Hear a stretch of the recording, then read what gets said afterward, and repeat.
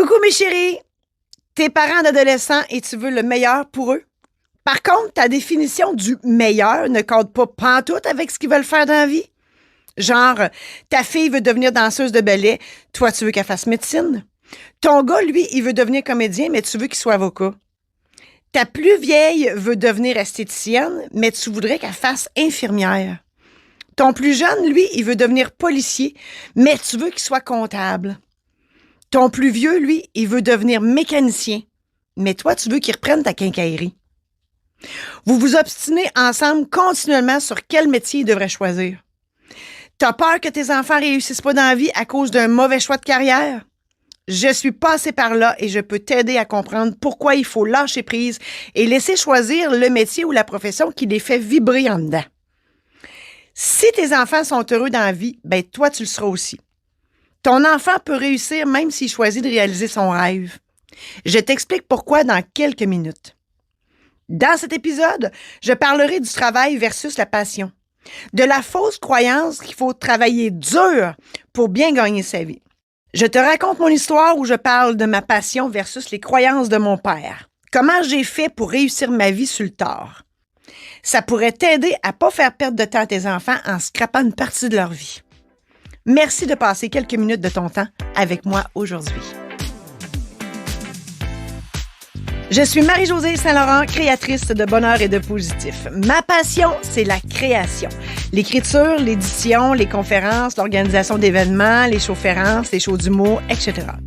Mon objectif, t'aider à mettre du positif dans ta vie et à prendre les décisions pour l'améliorer.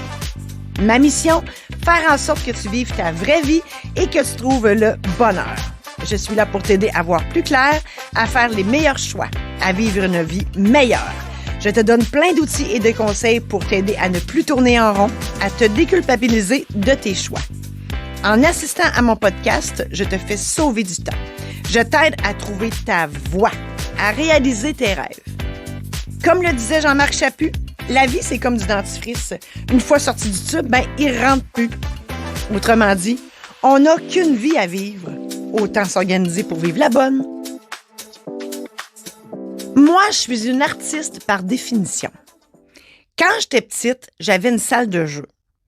Et dans ça, là, j'ai joué tous les rôles. Il n'y a rien que j'ai pas fait. J'ai été maman de 14 bébés. J'ai été maîtresse d'école à n'en péter des règles sur les bureaux de mes élèves parce qu'ils étaient trop tannants. Mes élèves imaginaires, bien sûr. J'ai vendu du Tupperware, des produits Avon. J'ai tout fait. Je faisais des pièces de théâtre. Je créais des pièces de théâtre. Oui, j'en créais le scénario. Je créais aussi les costumes. Je les jouais, je les mettais en scène. Bref, j'étais aux anges. En 1980, j'ai 12 ans.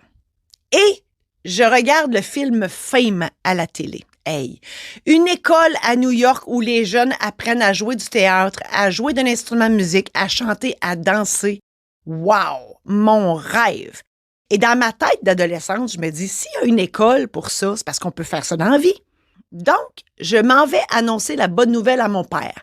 Papa, je sais ce que je veux faire dans la vie. Moi, là, je vais être une artiste. Mon père, homme de peu de mots et autoritaire, qui me répond, non, tu seras pas une artiste dans la vie. Hey, les artistes, ça reste pauvre toute leur vie. Non. Toi, t'es bonne à l'école, fait que tu vas aller à l'université. Ce nom-là a vibré tellement fort à l'intérieur de moi que j'ai développé une scoliose, une déviation en S de la colonne vertébrale, ce qui fait que j'ai porté un corset orthopédique, un carcan de plastique, tout mon secondaire. Après 4 ans d'université, je suis devenue notaire. J'ai troqué le carcan de plastique pour un carcan juridique. J'ai fait ça pendant 31 ans.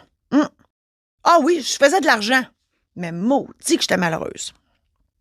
Moi, là, je voulais être une artiste dans la vie.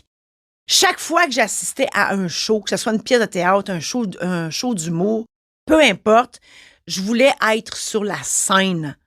Moi, je suis pas une groupie dans la vie. Non, moi, je me qualifie d'une one of the boys.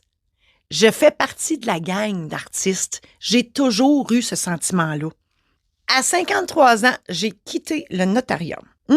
Oui, j'ai pris cette grande décision-là. Parce que j'ai rencontré une coach de vie qui m'a fait comprendre que mon archétype financier, c'est la célébrité. Autrement dit, J'avais le droit d'être une artiste. J'étais faite pour être on the spot en bon québécois. J'avais le droit de vivre de ma passion d'artiste. Cette coach-là m'a redonné le droit d'être.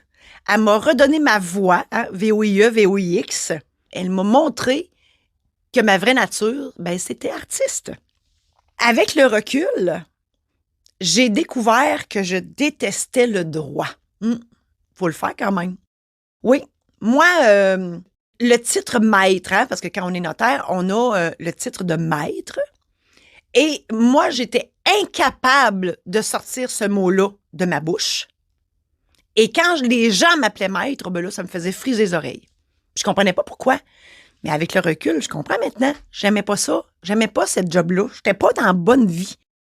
La seule raison pour laquelle j'ai duré aussi longtemps dans ce travail-là, c'est parce que j'aimais le monde. Mais en fait, qu'est-ce qui se passait? À chaque matin, je me déguisais en notaire. Je mettais mes beaux costumes griffés, hein, c'était mon déguisement, et j'allais jouer le rôle du notaire à tous les jours. Et devant mon public, mon auditoire, c'était mes clients. Après 1 an, parce que ça fait 1 an que j'ai cessé d'être notaire, après 1 an, avec tout ce recul-là, en plus de comprendre que je détestais le droit, j'ai trouvé enfin, oui, que ma passion, dans le fond, c'est la création. Moi, je crée, soit en écrivant, je crée sur scène, vraiment, les événements, tout ça. La création, c'est vraiment ma passion. Et ma mission de vie, c'est de t'aider à mettre du positif dans ta vie puis à prendre des décisions pour soit l'améliorer, ta vie, ou carrément la changer, mais dans le but que tu vives ta vraie vie puis que tu sois heureux et heureuse comme moi je le suis aujourd'hui.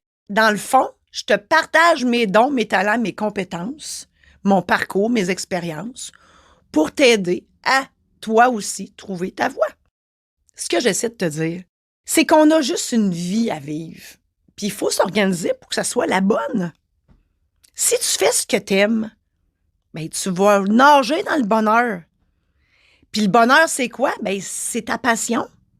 Si tu trouves ta passion, tu vas être heureux puis heureuse toute ta vie. Moi, là, je gagne bien ma vie. On va se le dire, pas autant que la notaire. Je fais moins d'argent que la notaire. Mais mon Dieu que je suis heureuse. Hey, j'ai compte plus les dodos, moi, avant de m'en venir au bureau. Non, puis d'ailleurs, mon bureau est redevenu ma salle de jeu. Je peux passer des heures et des heures à créer. Puis le temps passe assez vite, c'est fou. Dans le fond, tu as 3 options. La première, c'est que tu exiges de tes enfants qu'ils choisissent un métier ou une profession qui leur fera gagner bien de l'argent pour être sûr qu'ils vivent bien. Le deuxième choix, c'est que tu les laisses choisir leur métier ou leur profession en espérant qu'ils réussissent bien. Et la troisième option, c'est que tu aides tes enfants à trouver leur passion, là, leur vraie nature, puis tu les aides à trouver l'emploi ou la profession qui va ringer en bon québécois, qui va comme vraiment être en lien avec sa passion. Tu peux bien gagner ta vie en exerçant ta passion. Je suis la preuve vivante que ça se peut. C'est pas vrai qu'il faut absolument travailler, se faire chier en bon québécois, faire quelque chose de difficile pour gagner sa vie. Non. Le proverbe là, qui dit que l'argent fait pas le bonheur, c'est vrai. La passion, oui, ça fait le bonheur.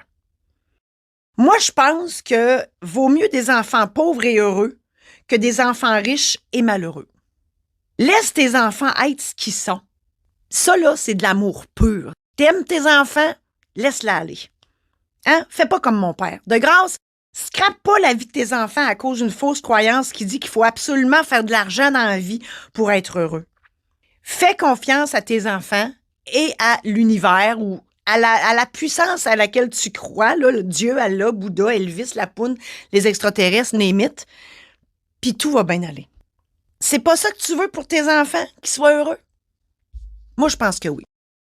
Bob Marley a déjà dit « Essaie de devenir ce que tu veux plutôt que de devenir ce qu'ils veulent que tu sois. » Faut juste qu'ils trouvent ce qui les passionne dans leur vie.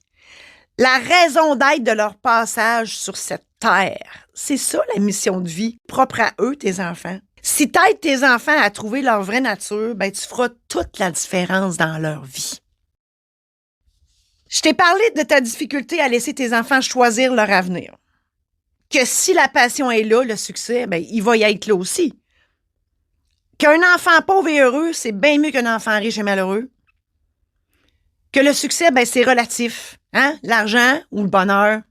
On n'est pas obligé de travailler dur pour bien vivre sa vie. Pas besoin que ça soit difficile pour que ça soit payant. Tu veux le bonheur de tes enfants, ben, il faut juste les aider à trouver leur passion. Laisse-la aller. Fais-leur confiance. Puis, s'ils sont dans leur passion, ils vont donner leur 200%. Comment ils peuvent ne pas réussir? J'espère sincèrement que ça t'a aidé à voir plus clair. Et je te souhaite bonne chance pour la suite. T'as aimé cet épisode? Pour ne rien manquer, abonne-toi maintenant. Tu seras avisé lorsqu'un nouvel épisode sera diffusé. Aussi, partage-la à tes amis pour que eux aussi puissent en bénéficier. Adhère au groupe Facebook Illumine ta vie. Tu y trouveras du contenu exclusif qui fera, je l'espère, une différence dans ta vie. Pour assister à un webinaire sur comment trouver ta passion et être heureux, contacte-moi au info@marijosésaint-laurent.com. J'espère sincèrement que tout ça t'a aidé. On reprend ça la semaine prochaine où je parlerai d'échecs amoureux et comment on fait pour arrêter le pattern.